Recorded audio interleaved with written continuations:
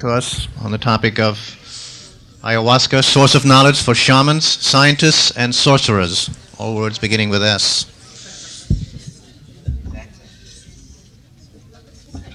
Like snake. Good morning. It's nice to be in San Francisco. I first ran into ayahuasca in 1985. I was doing research for a doctoral dissertation in anthropology in the Peruvian Amazon, looking into the situation of land rights and land use of indigenous people there. The reason for this was that international development banks were funding development projects, so-called development projects, which consisted of taking lands away from Indians and giving them to colonists so they'd cut down the forest and put cows on top of it. The justification that the development experts gave for these projects was that Indians didn't know how to use resources rationally. I wanted to demonstrate the contrary, and the point of my research was to document the uses of the forest by an indigenous group, the Ashaninka people, to show that they use their forest rationally and therefore deserve the right to own their land. Now, the method of anthropology is participant observation. This means that you go and live with people, participate in their activities, and observe them. So I decided to do this research. I was going to live in an Ashaninka community for a couple of years and participate. And so this is how I came to live in an Ashaninka community in the forest in 1985. And the inhabitants of this village took me under their wings. And, I was from the suburbs and the library. and showed me what they knew. And so often we'd be walking in the forest, and I'd ask people I was walking with what they knew about the plants that we were walking among. And I soon saw that these people had an encyclopedic understanding of plant properties. They knew plants, they said, that could heal chronic backache, or accelerate the healing of wounds, or cure diarrhea. So each time the occasion arose where I could try one of these remedies on myself to check what they were saying, I did, only to find that they worked. So I began asking my Ashaninka consultants how they knew what they knew about plants. And they said, knowledge about plants comes from ayahuasqueros, or tabaqueros, or sheripiari in Ashaninka, which means the person who consumes tobacco, or shaman, as anthropologists say. And these people drink ayahuasca or eat tobacco concentrate, and in their visions see the animate essences, or mothers, or spirits, which are common to all life forms and which give them the information. They said that nature was intelligent and spoke with people in visions and dreams. Well, I didn't believe that this could be true, because to consider that there's verifiable information in your hallucinations is the definition of psychosis.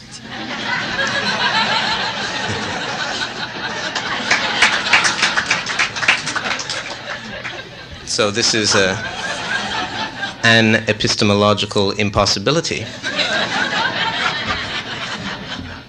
After several months of this research, I was in a neighboring village and talking with some men one night, drinking manioc beer, once again talking about development and plant knowledge, and once again asked my question, so how do you know what you know about plants? And one fellow said, Brother Jeremy, if you want to know the answer to your question, you have to drink ayahuasca.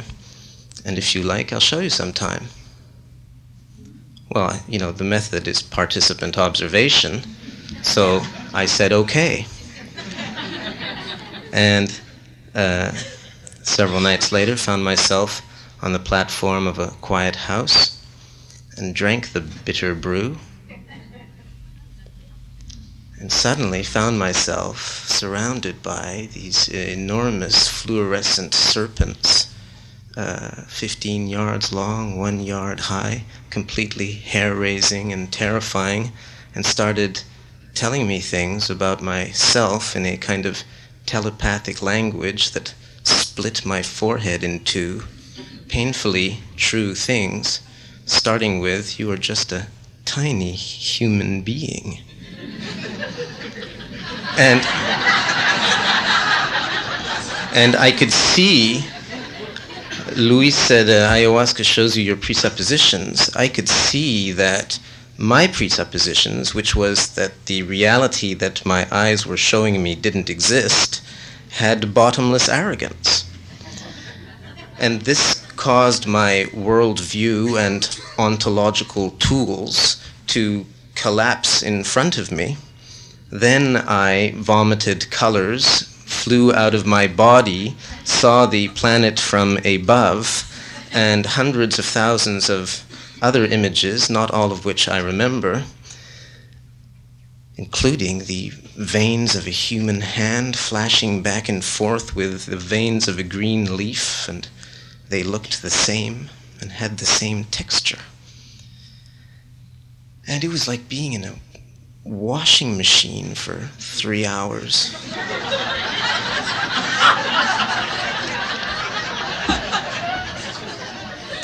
The next day I tried to come to terms with this experience, and on several levels it confirmed what my Ashaninka friends had told me, which is that you could learn things by drinking this liquid. I had learned that I was puny, and that somehow I belonged to nature. I also learned that my Ashaninka informant's seemingly fanciful notions corresponded to a powerful reality that flew in the face of my understanding of reality. So this was all a bit difficult. It contradicted the underlying argument of my research. I wanted to show that these people use their resources rationally.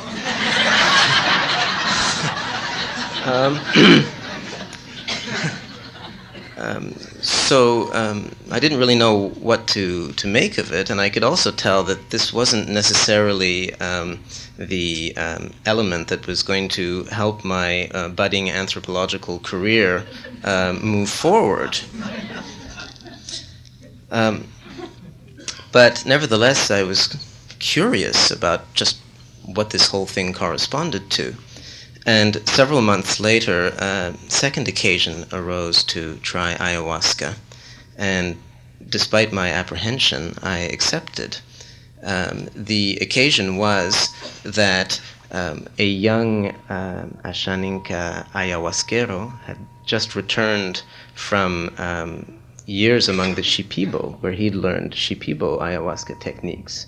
And he was boasting, about his newly acquired knowledge, and two elder men, one of whom was a Cheripiari tabaquero more, but who sometimes takes ayahuasca, and another who was more of an ayahuasquero, said, well, we'd like to check out the kids' stuff. And as an anthropologist, I was welcome to come along. Could we turn the mic down a bit? There's a kind of... You turn the mic down. Thanks. The young ayahuasquero could detect that I was afraid, and so he gave me a low dose.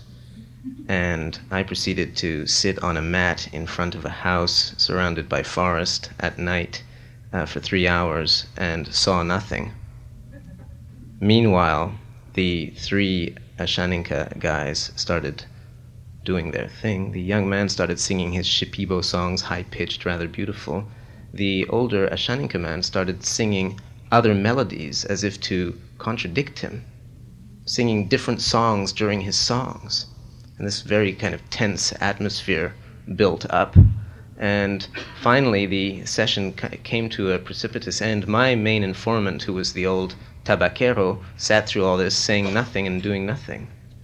And after 3 hours, he quickly got up and unexpectedly said, "Well, I'm tired now and I'm going to be going home."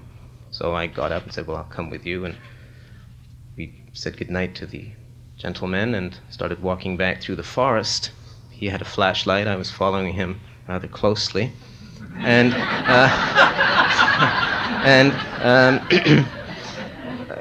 suddenly he yelped and reached down to his calf and pulled out like a sting. And I thought, a snake has bitten him or something. He said, "That man has no shame. Now he's shooting his arrows at me." Arrows? And what arrows, no arrows, I was going to ask questions, anthropologist. So what do you mean by arrows? No time for questions, let's go. So, and in subsequent days, I interviewed him about these arrows, and these people considered that ayahuasqueros have darts they keep in their stomach, and they can shoot at people. And this was just too much. This was off the radar as far as I was concerned. You could not believe about arrows in the stomach, but nevertheless, these people considered it was real. And in fact, this incident infected the community with rumors, counter-rumors, suspicion, paranoia, dis-ease. My main informant was ill for several days, and so there was this troubling side to it. The Ashaninka were rather clear that they considered ayahuasca to be double-edged, but none of this was very useful for what I was trying to demonstrate. So I decided to leave well alone and turned my back on this whole affair and continued to do my research documenting the rational uses that the Ashaninka make of their resources for another 12 months, and returned to my university where I wrote a dissertation and became a doctor in anthropology.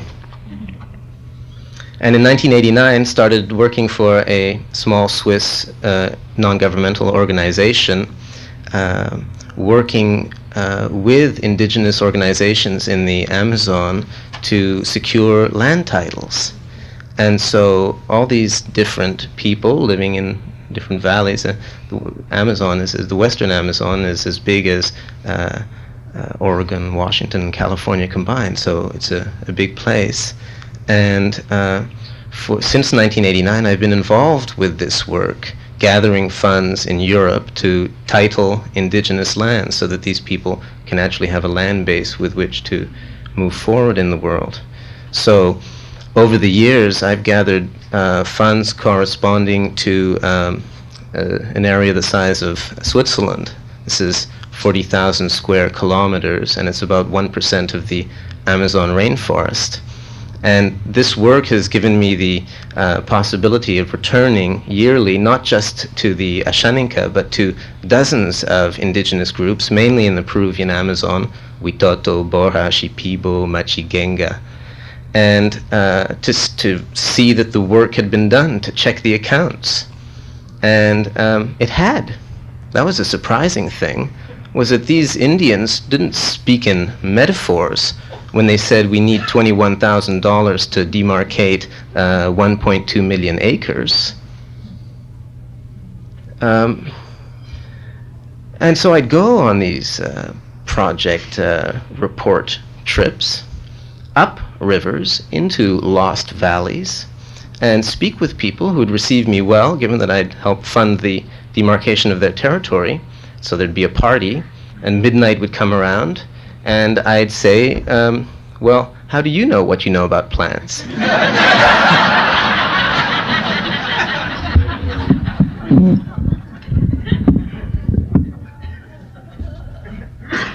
They say, oh, well, our ayahuasqueros or tabaqueros drink ayahuasca, take tobacco, and in their visions they see the essences which are common to all life forms, and that's how we get the information. So I started to see that there was a coherence there. The question was, what did it mean?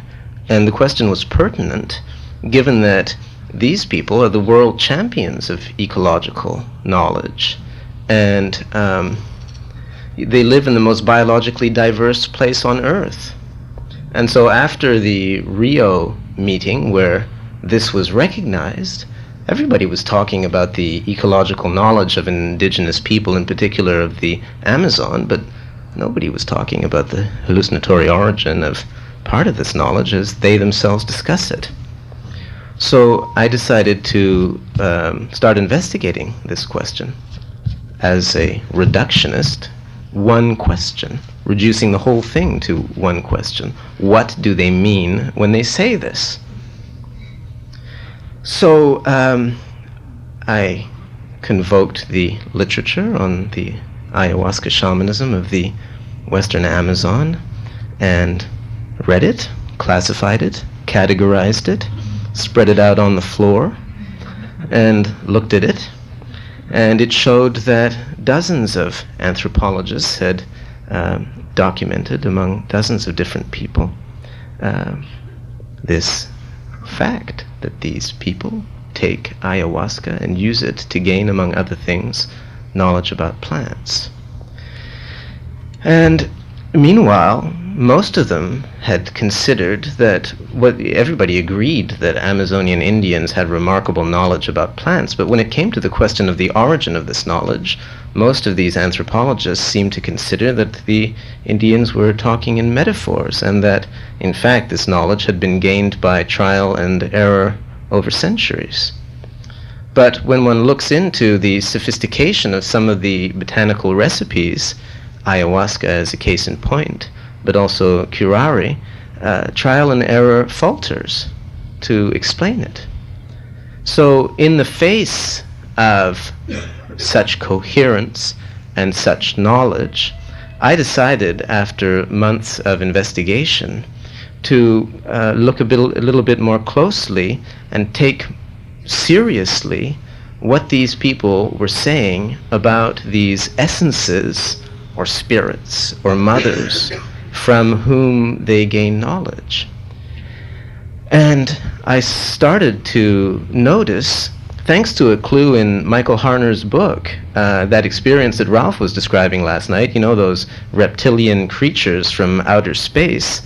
Michael noted in a footnote in his book, The Way of the Shaman, that in some sense these spirits that are in all life forms, disguised in all life forms and somehow hiding, made him think of DNA. And I was looking for a rational concept with which to translate what these people were talking about, looking for some kind of rational correspondence. And I thought, well, maybe there's a relationship between these essences that they're seeing in all life forms and DNA. Except what did I know about DNA? I was just an anthropologist. And the idea seemed highly improbable. What were hallucinating barefoot Indians in the rainforest supposed to know about deoxyribonucleic acid, the form and function of which was discovered in 1953? So at first I was just playing around with this idea after months of, in fact, fruitless research, because I hadn't really advanced in my quest to understand that question.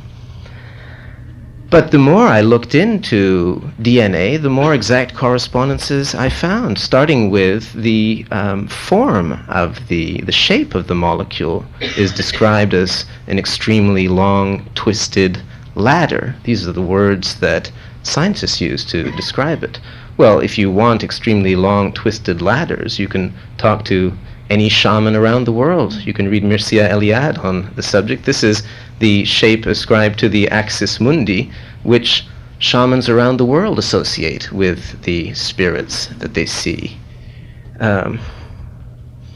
So I've actually filled a book with the correspondences I found between the essences that shamans see on the one hand and the DNA molecule that the scientists have been describing for 50 years.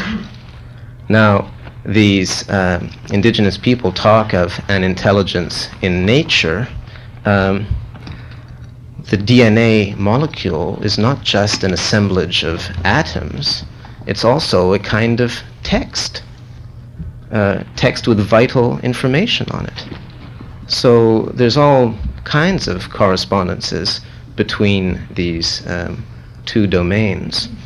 And this led me to formulate a hypothesis, which is that shamans gain scientifically verifiable knowledge about plants and possibly about the molecular bedrock of nature by drinking ayahuasca. So the first thing I did after writing this book, The Cosmic Serpent, DNA and the Origins of Knowledge, was to go back to the Peruvian Amazon, take these ideas back and run them by. I went to see my first informant, the old Ashaninka Tabaquero, and said, Uncle, all those ideas that you told me about 10 years ago, I've finally found that they correspond to scientific concepts and that they're real. And and he said, what took you so long? I also went to the School for Bilingual and Intercultural Education that I've also been gathering funds for. Now, this is the Indigenous Federation of the Peruvian Amazons school where young people chosen by 15 different people, so Shipibo, Aguaruna, Ashaninka, and so forth, they choose their best young people so that they can learn their own language and culture and Spanish and science to be able to teach it to the upcoming generations. Bilingual, intercultural, two ways of knowing at the same time. So I went and spoke to a room full of these students, and I happened to have some copies of Nature magazine in my suitcase, so I tore out about 20 pages of pharmaceutical company advertisements filled with double helixes and long twisted ladders in the margins, and showed these images to these young people and explained what they were. And at the end of my talk, a young man at the back raised his hand and said, "So what you're saying is that science is catching up with us?" Said, "Yeah, that's what I'm saying." I also spoke with the representatives, the political representatives of these people, the heads of the different indigenous organizations, and said if these ideas are correct, it will mean that there will probably be scientists who will be interested in talking with you about knowledge. And they said, well, as long as our intellectual property rights are taken into consideration in such discussions, we'd be pleased to have an intelligent and respectful dialogue. So,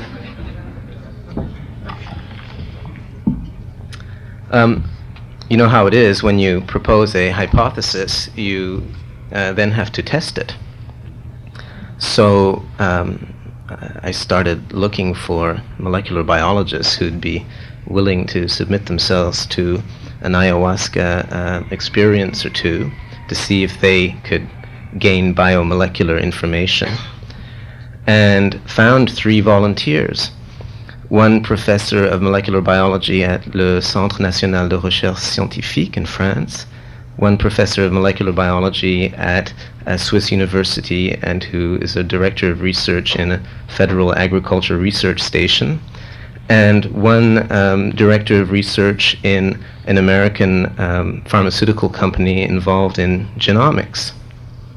And last September, we all 3 got on airplanes and converged on Peru, having prepared ourselves with diets and not eating the foods and so on for a preliminary experience. And I was there as a translator because none of these people spoke Spanish, and the Ashaninka Ayahuasquero didn't speak English or French. And the first thing to report about this is that these people didn't stop talking to each other. The Ayahuasquero had such knowledge about plants that the professors of molecular biology were running around taking notes and asking him questions for a couple of weeks. And he organized these nighttime sessions, and the biologists saw things. They saw DNA molecules and chromosomes, and things like the American biologist involved in deciphering the human genome saw a long strand of DNA, and she was a protein flying above the genome, and she saw these things that she's working on called CPG islands. These are particular sequences that are upstream of about 60% of all human genes. And she saw that these CPG islands work as kinds of landing pads for transcription proteins. And this is an idea that it's an original idea that came out of this ayahuasca session, and that she's working on verifying. So there were biomolecular elements that were seen and that can now be brought back to laboratories and worked on.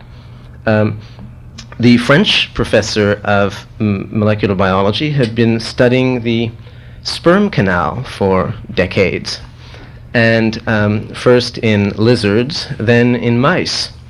And when a sperm cell comes out of the testicle and goes into the sperm canal, it is not fertile, and it needs 50 different proteins which are secreted by the cells in the canal that work on it, like automobile workers work on the car as it goes through the chain. And by the time the sperm cell, which is a DNA pack with a snake tail on the end of it, gets to the end of the tube, it can fertilize the ovum.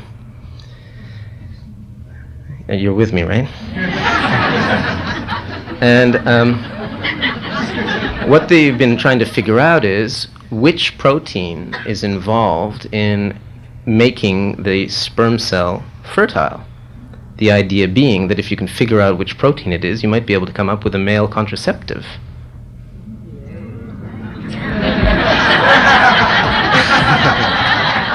So the first question was, he had 3 questions.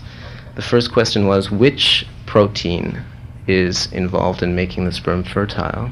The second question, why is it that we have been working on it for years and haven't found the answer?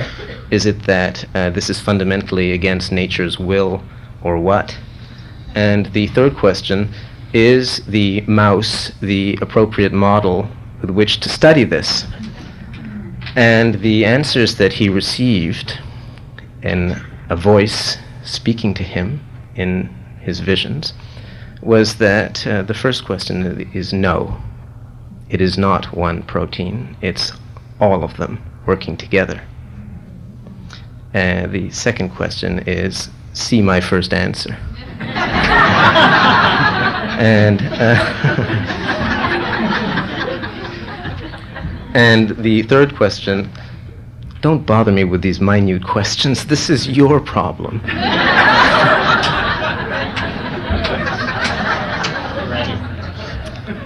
The Swiss professor has been working on modifying tobacco and potatoes against the attack of viruses for years, and obviously with the intention of reducing the amount of pesticide one has to use to grow these plants.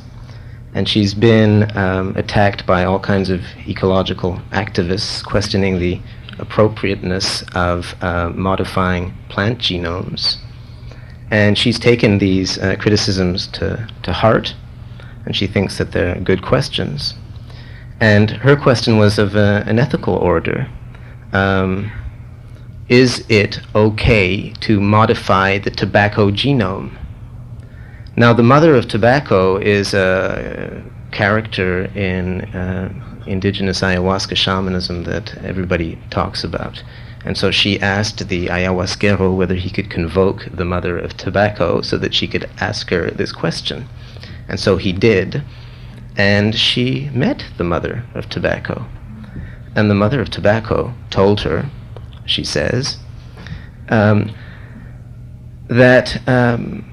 tobacco is here to serve people, and is pleased, and not just people, but also all other organisms. So she's pleased to serve the viruses that attack and eat tobacco. She's pleased to serve human beings and to be a medicine and to be useful to human beings. And so if the manipulation to her genome is useful to all of the above, then yes. And what the biologist got out of this was that then genetic manipulations are to be gauged in the specifics, and that it depends on the intention of the person doing the modification. So not an across-the-board approval or banning, but a consideration of each case, which includes the intention of the scientist.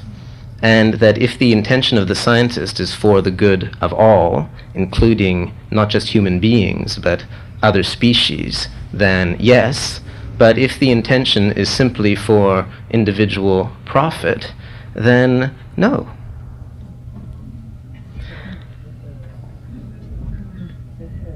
Four months later, I interviewed these scientists back in their laboratories, the dust having settled and, safely back among the test tubes.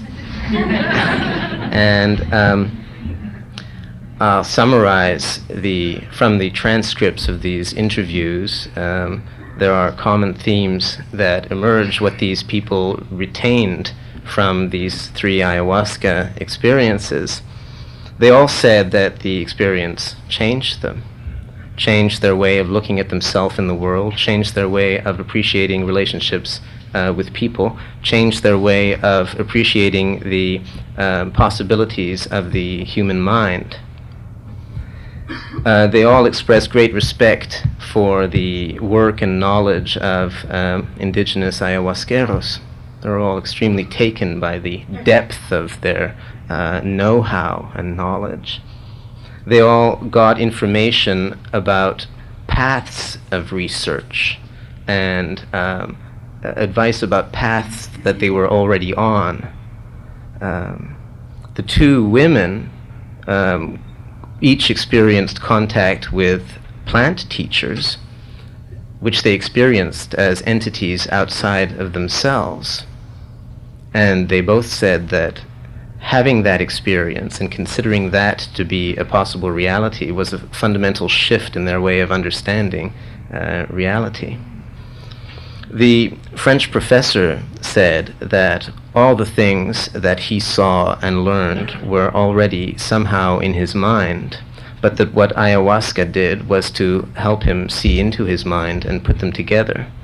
So he considers, he's not sure about this idea of contacting intelligence outside of the mind, but certainly considers that ayahuasca is a powerful tool for exploring the human mind.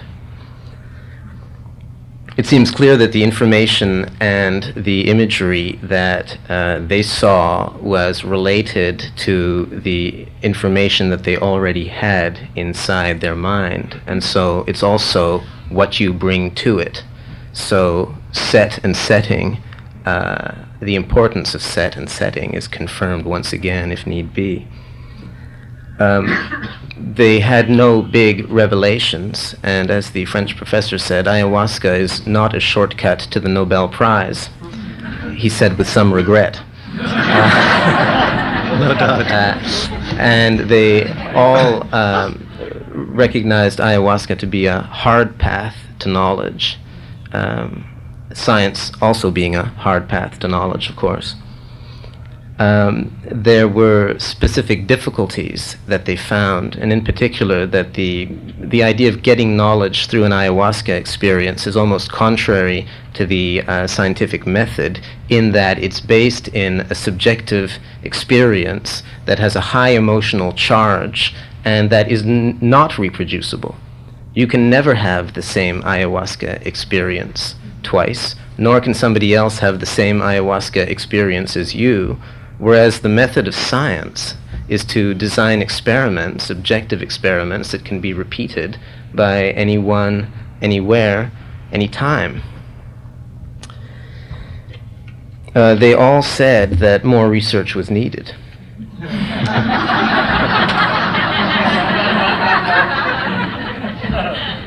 And that what was required, if this was to be continued, was careful preparation of questions and working in definite conditions with qualified practitioners. And all of them are planning to return to Peru at some point to continue with this. So I was pleased that none of them went out of their minds or so on. I was just pleased that we could actually do this, and everybody came back and was in good shape. So this is a preliminary report on a preliminary experiment, but it's not the end of this story just yet. Because after these 2 weeks, I took these 3 scientists and went to the School for Bilingual Intercultural Education outside of Iquitos. And not only are there students from 15 different indigenous societies, but there are old specialists that have been, each society elects a man who is, and we're working on getting them to get a woman in there now, but you know how these things are. A man who is the keeper of the keys to knowledge, the ultimate reference in the language, in the stories, in the knowledge of each of these societies. And all of these guys are shamans, tabaqueros, ayahuasqueros, so on. And so we had a meeting with the 3 molecular biologists and the 15 different indigenous specialists. And they said, they pointed out, they said, well, first of all, ayahuasca, there are different kinds of ayahuasca. The indigenous view is not just that it's Banisteriopsis caapi, but that within what scientists call Banisteriopsis caapi, there are many different kinds of ayahuasca. They said some kinds of ayahuasca are not to be consumed by people who are not trained ayahuasqueros, because the plant can show you things that will hurt you. In all cases, they emphasize the importance of people who are not ayahuasqueros, like these scientists here, not to drink it by themselves, but always to be accompanied by somebody, by an ayahuasquero who knows his stuff. They also expressed concern that currently in the Peruvian Amazon, at least, which is where, as far as they can see, there are all kinds of people who call themselves ayahuasqueros, but simply don't have the training. They're poorly qualified people, including hucksters, you know, people who and who prepare bad ayahuasca, and who lace it with datura, for example. And so they expressed preoccupation with this. They also spoke clearly about the reality of sorcery. There is across the ayahuasca using indigenous societies this idea of magic darts, for example, those arrows in the stomach.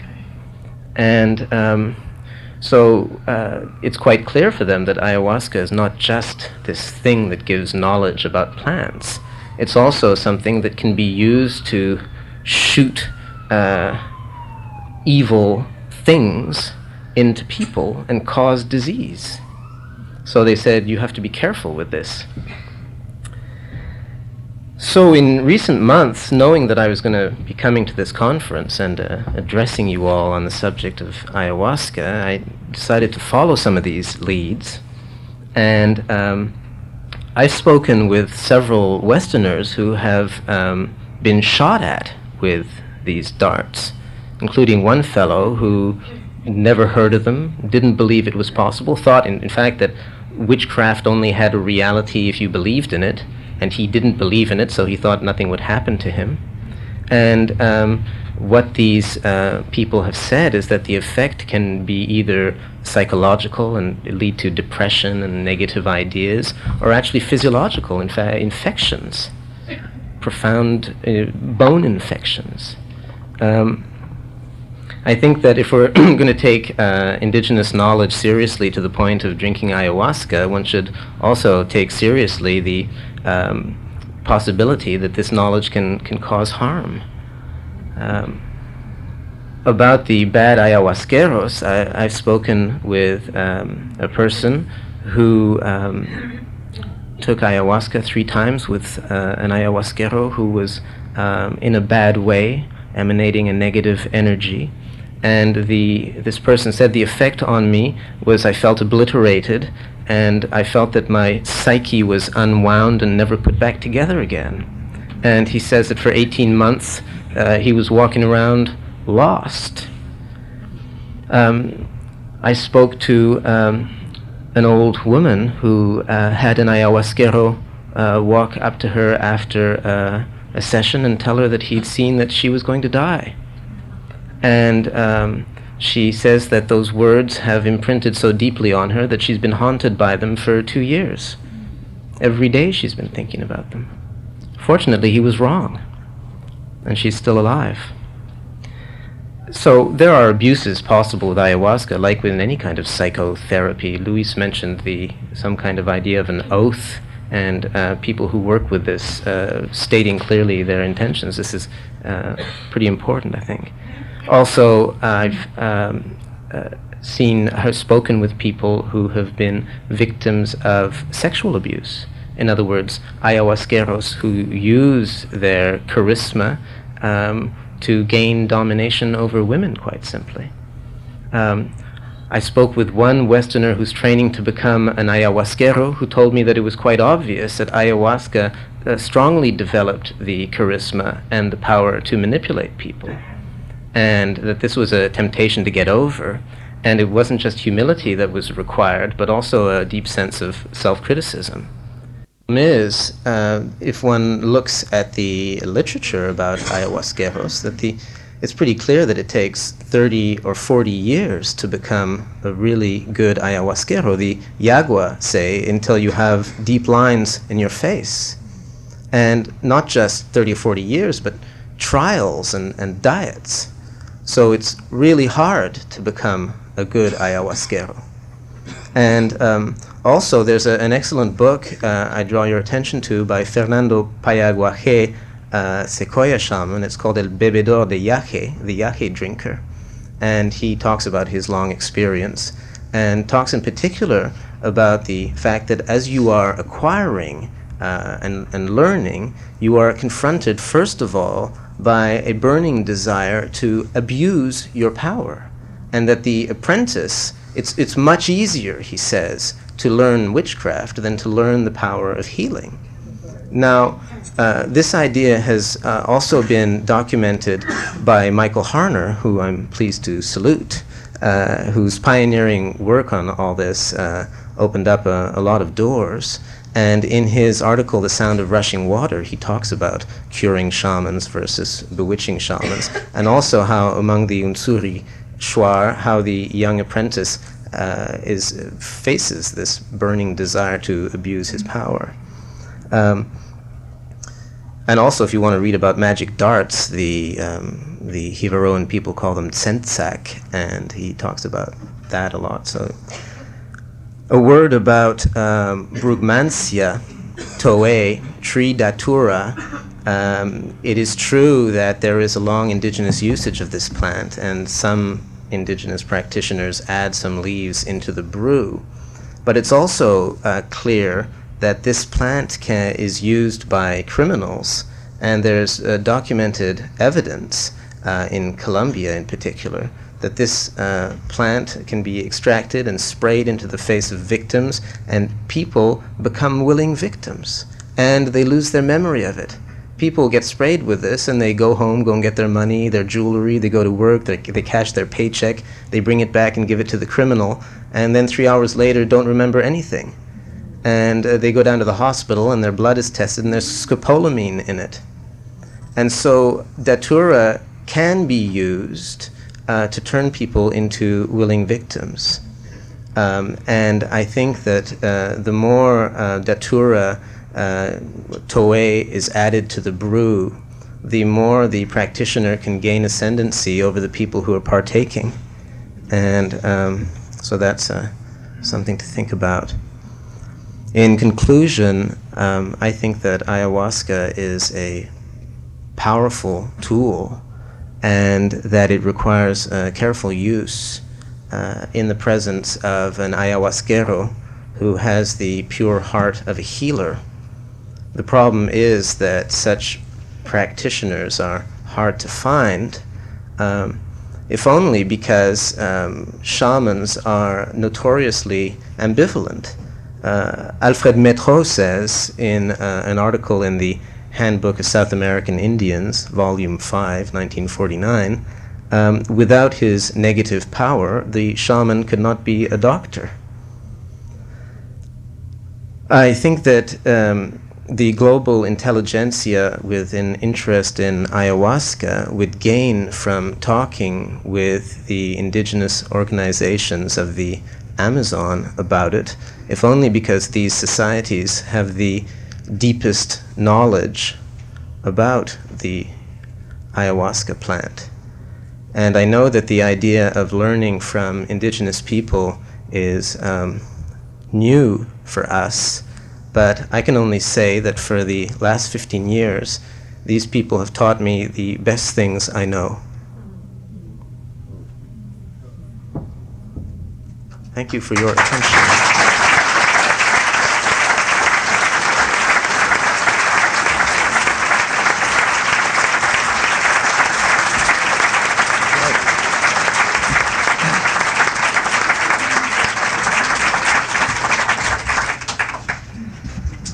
Well, that was a very stimulating and mind-stretching presentation, as is Jeremy's book, which I highly recommend. Many of you may have read it. Just a few brief comments that occurred to me that I'd like to make, and then we'll open up to the questions. And I wanted to say to Michael Harner is here, and perhaps if you wanted to comment on something as well, that would be great. So let me just, so the first point I wanted to comment on was Jeremy's description of his original vision, where he came to the same realization that I had quoted from Michael, that anyone who has ever taken ayahuasca, or I would say another hallucinogen or entheogenic substance, gets to at a certain point, sooner or later, which is that the recognition of another level of reality, call it non-ordinary reality, call it multiple worlds, as a level of reality in no sense inferior in its status or in its validity to the reality that we're used to calling reality. I've come to the conclusion, really, in my book, I make this comparison between the Western traditional framework of approaching psychoactive substances from the point of view of Western psychotherapy, the Western worldview, and the shamanic. When you compare those, they're using chemicals that are not that different. Some created in the laboratory, some created by nature. But the profound difference, and some of the techniques are similar, of bringing about change and healing, and insight and problem solving.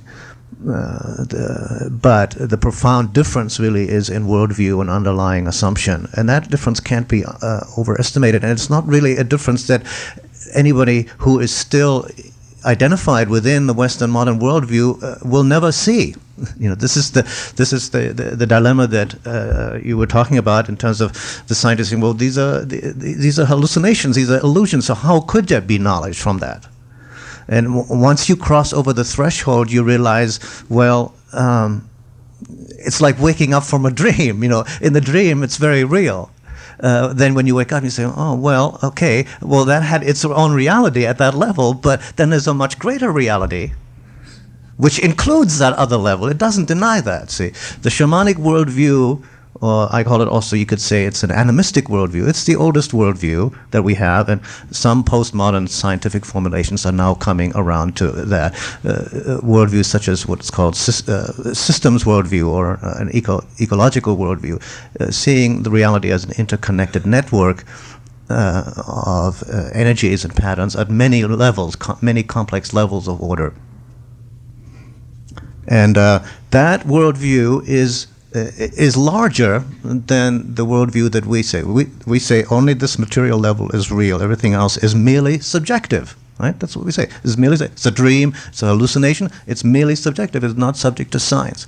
William James, over 100 years ago, said, if you take a radical empiricist point of view, you don't exclude any observations from your science. You don't need to. The fact that scientists does that is a historical accident.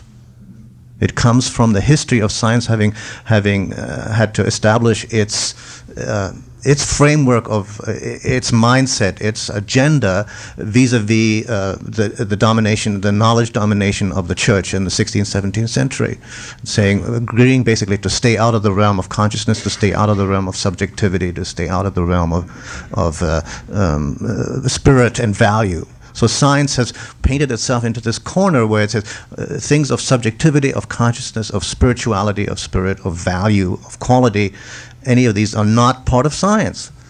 Yet we know, and then they're merely subjective.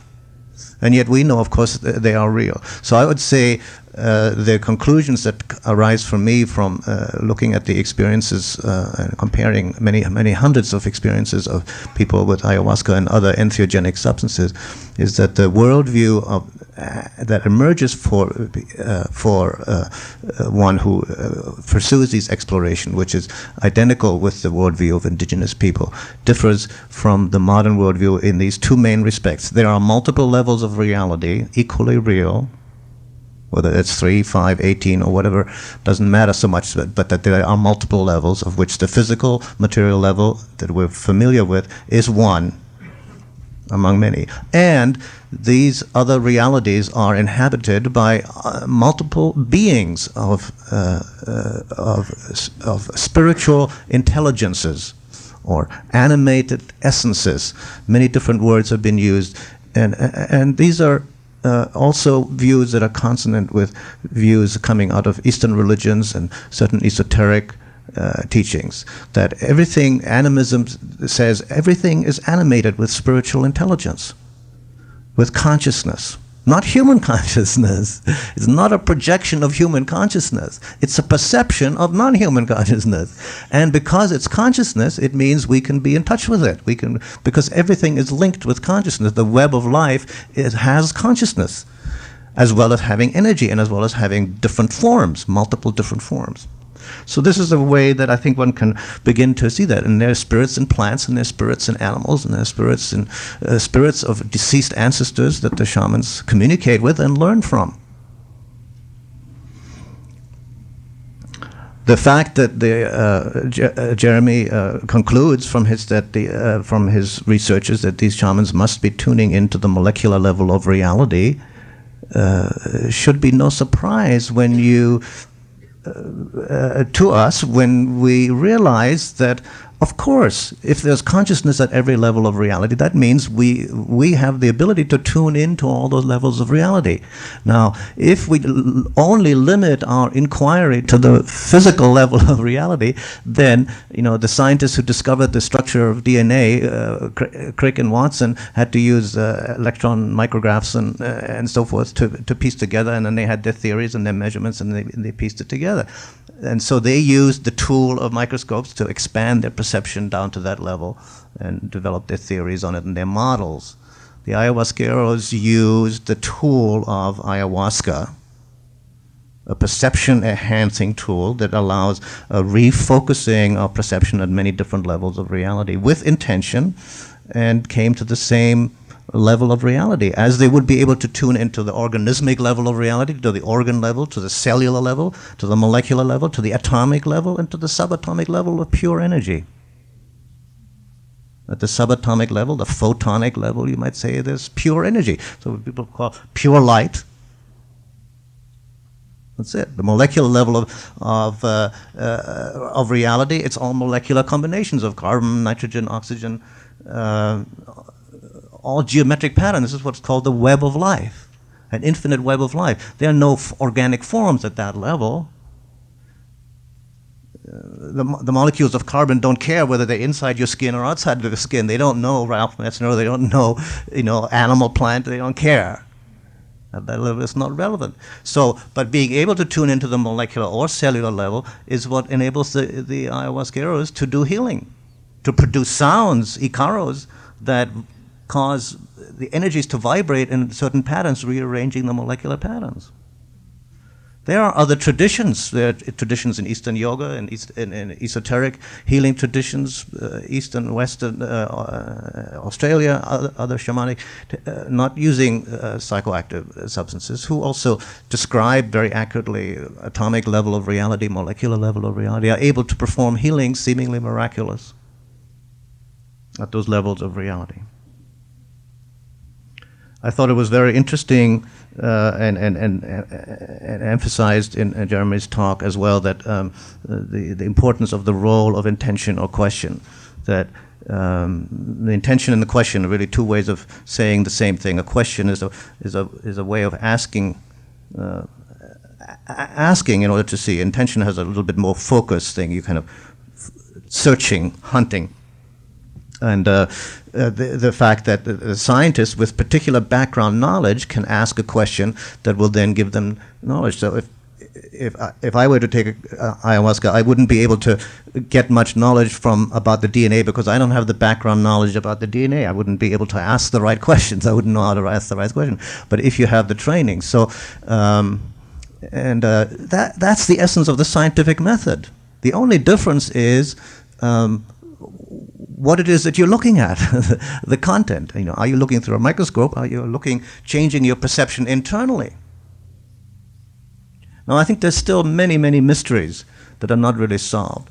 The being able to tune into the molecular level of reality certainly explains seemingly miraculous healings. What's not so clear to me yet is, for example, how would the shaman taking ayahuasca know about, say, my family history? So it's not a molecular phenomenon. And I think there are other things, questions like that. Basically, I think it has to do with the ability of these substances, including tobacco, interestingly, to act as a kind of a doorway to allowing us access to the spirits of plants, of animals, other human beings, human ancestors. And I've had some experiences like that with tobacco itself, where I used tobacco during an ayahuasca experience and then had some communication suddenly, very unexpectedly. I did it actually with the intention of using the ayahuasca, having read the anthropological accounts that say that that tobacco is so significant as a combination with ayahuasca. And all of a sudden I found myself in conversation with my deceased father, and this little dialogue, and realizing at the same time that had happened through that. And we had this conversation, and we had a laugh. We laughed. It was great. And he'd been dead for about 10 years. And then at the end of the conversation, I kind of thanked the spirits of tobacco for connecting me with my dad and said goodbye. And then this additional message came that said, just don't use too much of this stuff. Which I was so touched by, because they were looking out for my health. Now, I don't know whether that was the tobacco spirit or that was my dad. Not that it really matters, but that's a kind of an interesting question that I might go for. And later on, I also realized that my dad was a long-time smoker. See, he used to smoke cigars. But, and the Indians say, well, also non-ayahuasca using, like Umbanda, they use which is a mediumistic religion. They tune into ancestral spirits. They use tobacco. As soon as the person goes into a mediumistic trance, which is induced by rhythmic drumming, they give them a pipe or a big cigar to smoke, and they're smoking away, puffing away. And they say that the ancestor spirits like tobacco because they don't have tobacco smoke in their world. And they would like it particularly if they were smokers when they were in this world, see? Which made a lot of sense. So the one last thing I want to say about the sorcery thing was that I think this is an extremely important issue, and I'm reminded of the fact that when we all know the LSD history. I myself and many of us people came out of the psychedelic movement in the '60s using LSD for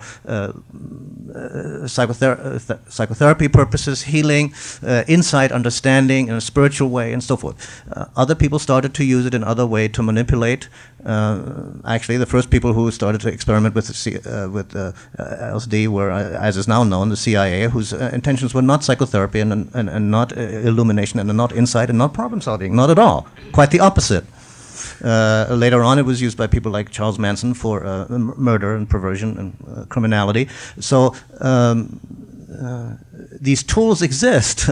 Like any tools, they can be used for good or evil. And I think it is naive for Westerners to assume that other people in other countries, or even other people in this country, would approach the use of these substances with the same agenda that you have. You have to check that out before you get into it, because otherwise you're exposing yourself to potential harm. And that's perhaps regrettable, but it's better to be realistic about reality than have regrets later. So that's what I'd like to say. And Michael, do you want to say something? Can we bring a microphone over there?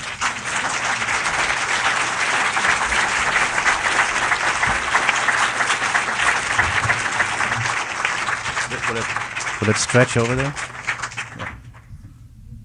Yeah. Thank you. I'll try to be short because I'm sure there are many people who have questions. In fact, I suspect you all do. First of all, I want to acknowledge the brilliance of Jeremy Narby's work. And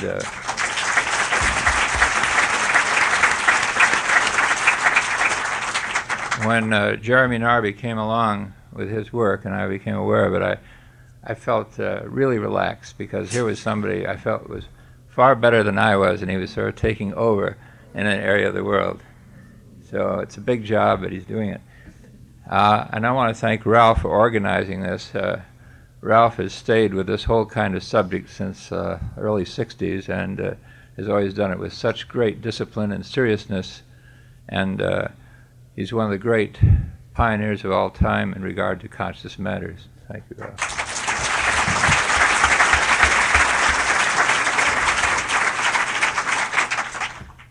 You'd probably be disappointed if I didn't say a couple of things, so I'll try to say a couple of things. Given the brilliance of Jeremy's work, and I have no doubt that he's on the right track with regard to the DNA communication, at the same time, there are mysteries, as Ralph said. The communication between shamans is not just with organic beings, but also with inorganic beings. And shamans talk with water, wind, earth, and so on. And I think we still have a ways to go there.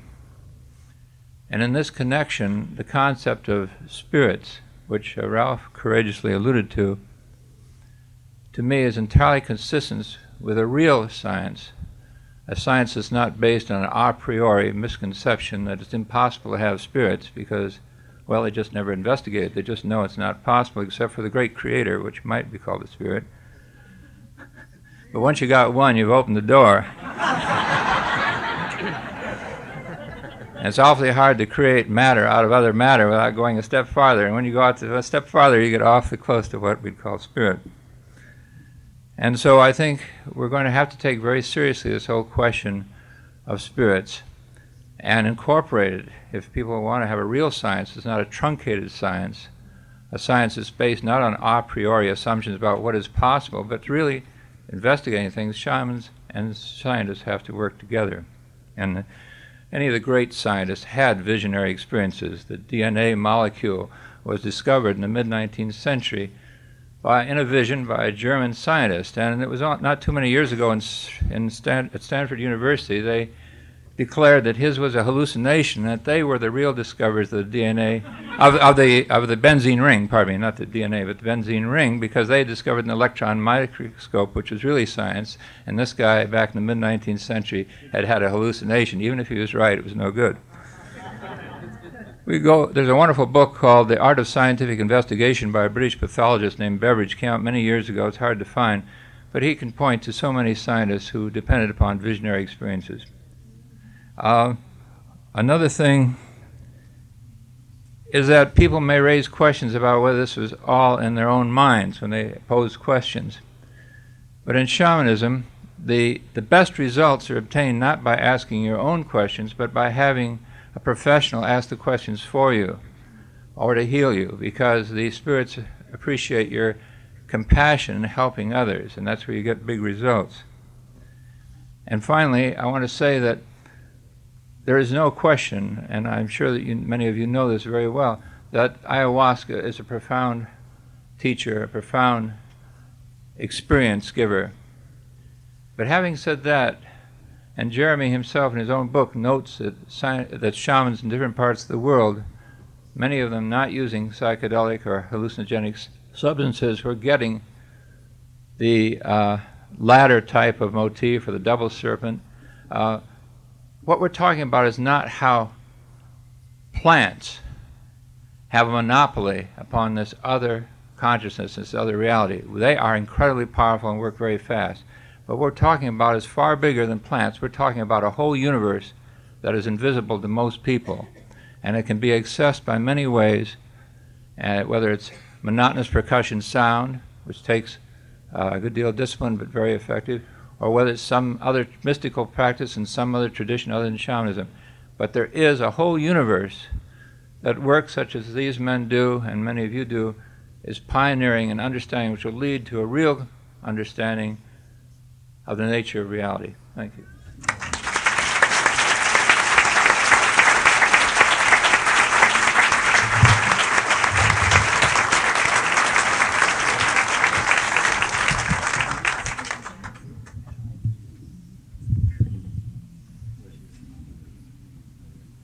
Yeah, I will. But I'll say at the end. Yeah, at the. Okay, we just have time for, let's say, two or three questions. Another 5 minutes. Yeah.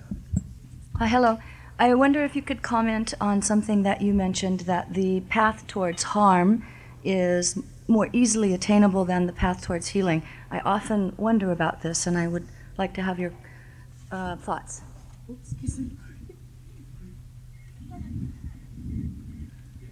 Well, as an anthropologist, my first job is to listen to what the people I work with say, and then to try to discuss it. In this particular case, I'm just relaying what these practitioners say, and you can check it out yourself in the books that I mentioned, and Michael has documented this also among the Unzuri Shwar Hibaro.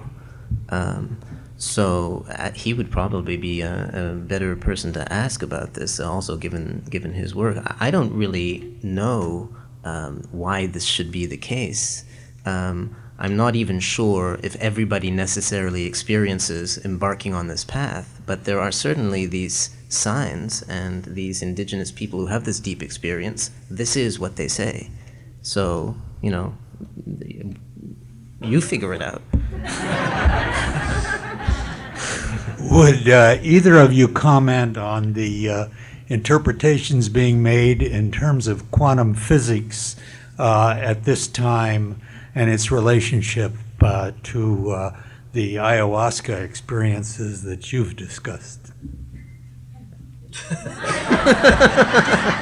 Be my guest, Jeremy. Oh boy. That's a rough one. You know, I spent, I've been last 5 years putting my head into molecular biology, and at first it was worse than working with an Indian tribe. You know, I mean, they speak a language, it's really hard to understand, and just months and months of head banging against the literature to try to figure out what they're talking about, and it's mind-boggling. I now that I kind of understand the language a bit better, it's fascinating. I'm as fascinated by molecular biology as I am by shamanism. But quantum physics, meanwhile, is it's another sport altogether. And yeah, I've been deliberately avoiding it because once it gets subatomic, then all hell breaks loose, and I'm just I agree with you basically, and I'll just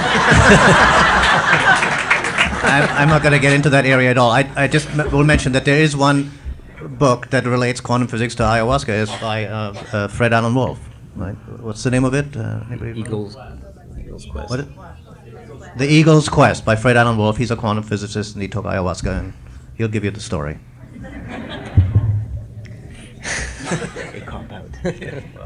You've talked about the powers of dark and light being used in ayahuasca. My question is, on all levels of the different perceptions of reality, do you not believe that the power of the living, loving light presence is always stronger than any powers of darkness? That at any time, if you go with purity of intention and purity of heart and say, I want to be held in that living, loving presence of creation, of consciousness, that you can be protected from these powers of darkness that you speak of?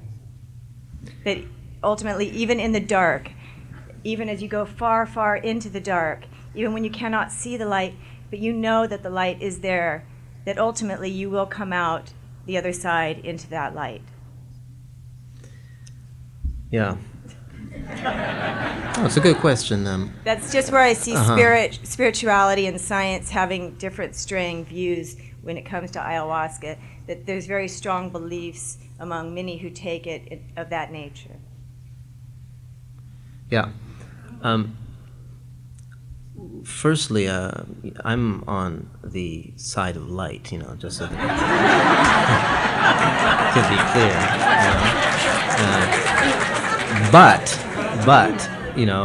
And I believe in life, and I love life, and the whole point of what I'm trying to do is to help life be born and all of that. But at the same time, as an anthropologist, the point is to listen to the people that I'm working with. And it turns out that, as I was saying, they taught me a lot and opened my mind to a lot of things, in particular to an understanding of life. And what I find really interesting about the light-dark binary, in their terms, they say and consider that the two go together, and that they're not really, you can't just be for light and try to get rid of the dark.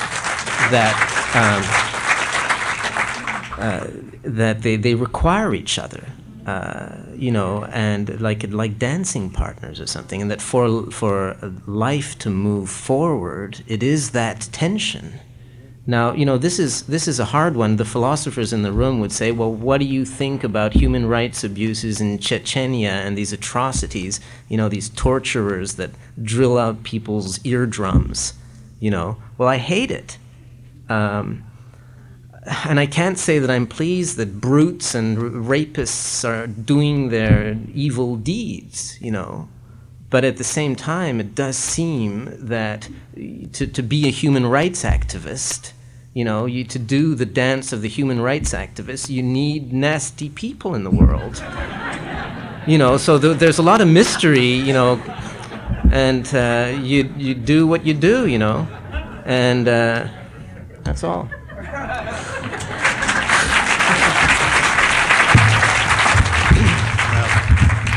Okay, one more question, but it has to be a brief one. This is going to be a very simple question. I am I'm really totally ignorant, and I'm just starting to learn about ayahuasca from Dr. Moreno, who is from Peru. and I've read your book, and I've read his book too. But my question is, like, do you have books coming? That's a great question. Great question. I learn more when I see it, in black and white, and I underline. Okay. Yeah. I've been working on a little thing with British anthropologist Francis Huxley, and we just spent the last 18 months perusing the literature on shamans, the last 500 years of texts written by, well, Westerners, because these are the guys who wrote the texts, and how it's called Shamans Through Time, Reports from 5 Centuries. And it follows the gaze, starting with the priests who got off the boat and who saw devil worshippers, into the early rationalists who went out to Siberia and they were budding scientists and they saw imposters, into the anthropologists who started seeing mentally ill shamans and other things, but also, good stuff like Boaz, and there were a lot of clear-eyed observers in even the late 19th century, and then into when the observers started participating and partaking. And that's when it really started getting interesting. And then into the literature that's been produced. There's been more stuff written about shamans in the last 30 years than in all the other periods put together. And then following it through to the end of the 20th century, where you have ethnobotanists like Wade Davis who consider shamans to be intellectual peers. So a spectrum of the opening up of the Western gaze on this phenomenon, a gradual opening up in bookstores in 12 months' time. Okay. Okay.